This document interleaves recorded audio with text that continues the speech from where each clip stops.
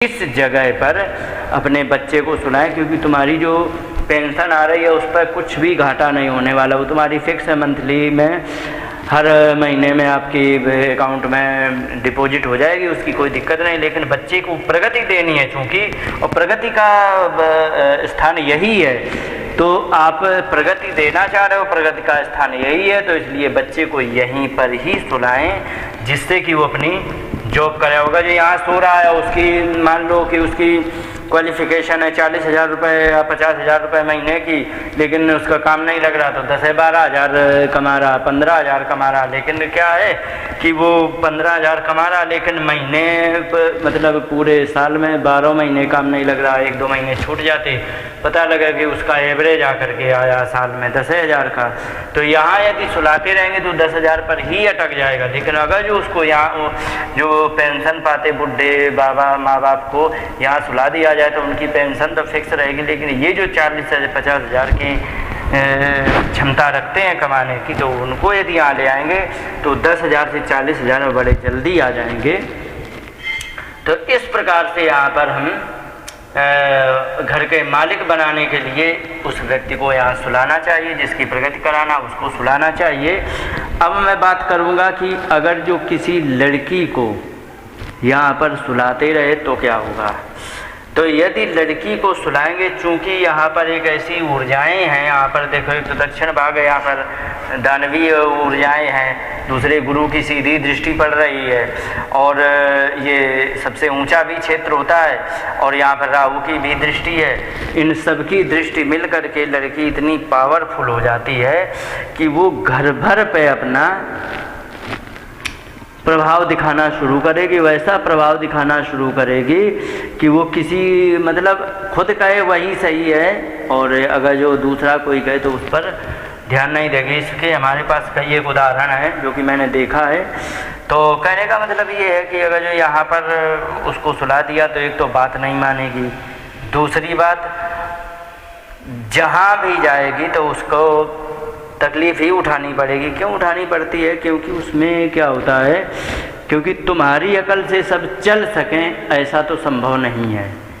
शास्त्र की विधि यही है कि आप पति के अधीन रहो तो अच्छा है, लेकिन अगर जो यहाँ पर है तो आप किसी के अधीन नहीं रहने वाले हो, अधीन नहीं रहोगे किसी के, तो ये निश्चित है कि उसमें कलह होगा, क्योंकि तुम अपने चलाओगे, वे अपने चलाएंगे, परिवार में विघटन होगी, विघटन होने से झगड़े झंझट बहुत होंगे, जिसका परिणाम ये होगा कि झगड़े झंझट ज़्यादा होने के कारण आपको तकलीफ़ें ज़्यादा उठानी पड़ेंगी, और वो जहाँ पर जाएगी तो पहले माँ बाप को भी परेशान करेगी, क्योंकि वो किसी की बात नहीं सुनेगी।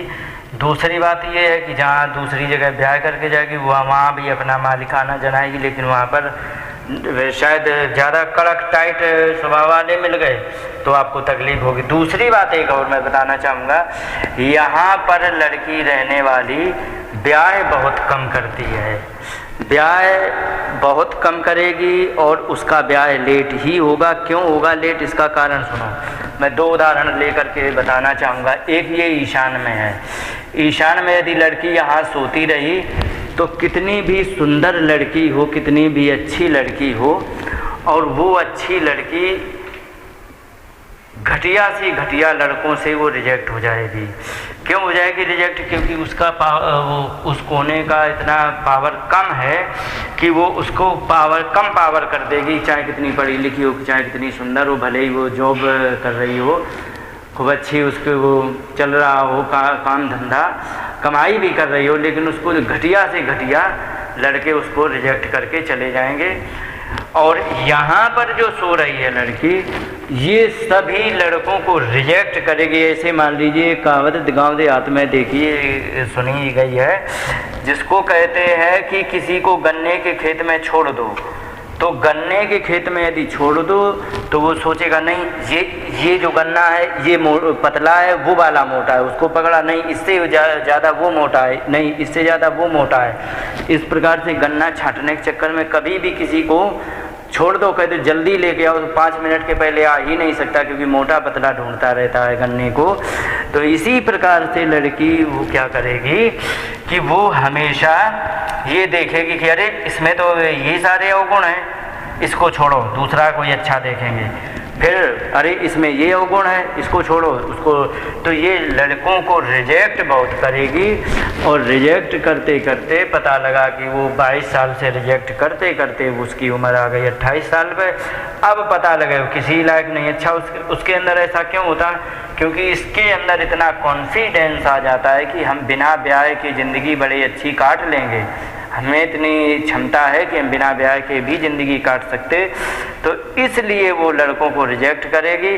और फिर माँ बाप की चिंता जब ज़्यादा बढ़ जाएगी तब वो ब्याह करेगी तो किसी ऐसे छटैल से कर ले कि फिर अपनी भी ज़िंदगी बर्बाद करेगी और दूसरे की भी ज़िंदगी बर्बाद करेगी। पता लगेगा इसी चक्कर में ज़िंदगी भर उसे रोना पड़े। ये भी उदाहरण मेरे सामने है। तो इसलिए कहने का तात्पर्य यही है कि यहाँ पर यदि लड़की को छोड़ दिया तो वो उसका ब्याह लेट होगा, उसका करियर खराब होगा, जहाँ जाएगी वहाँ झगड़ा करेगी, ये पक्का होता है। क्योंकि मालिकपन दिखाएगी और मालिक उसे कोई बनने नहीं देगा तो उसमें फिर झगड़ा होगा। तो इस प्रकार से यहाँ पर रहने के लिए होता है और ये रहने की स्थिति यहाँ पर इस प्रकार होती है। अब मैं आगे बताना चाहूँगा कि अगर जो हम इसमें